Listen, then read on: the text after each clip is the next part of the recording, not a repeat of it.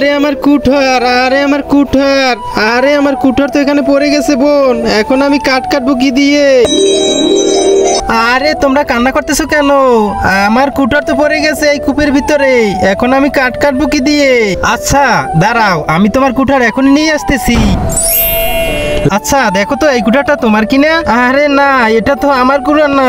আচ্ছা দেখো তো তাহলে এইটা তোমার কিনা? না মহারাজ, এই কুঠারটাও তো আমার নয়। ঠিক আছে, আচ্ছা দেখো তো যুবক, এই কুঠারটা তোমার কিনা? হে মহারাজ, এই কুঠারটাই তো আমার, আর এটাই কূপের ভিতরে পড়ে গিয়েছিল। তোমার সততা দেখে তো আমি মুগ্ধ হয়ে গেলাম। এইবার তো আমি তোমাকে কিছু দিতে চাই, কিন্তু তার আগে যারা চ্যানেলটিকে সাবস্ক্রাইব করে দিবে তাদের মা বাবা যেন অনেকদিন বেঁচে থাকে, আর যারা লাইক কমেন্ট করে দিবে তাদের মনের আশা যেন পূরণ হয়। কমেন্টে লিখে যাও আই লাভ ইউ মা বাবা। হ্যাঁ রে যুবক, আজকে থেকে এই সোনা রূপা এবং লোহায় তিনোটা কুঠারের মালিকই তুমি। এখন থেকে তো তোমাকে আর কাট কাটতে হবে না।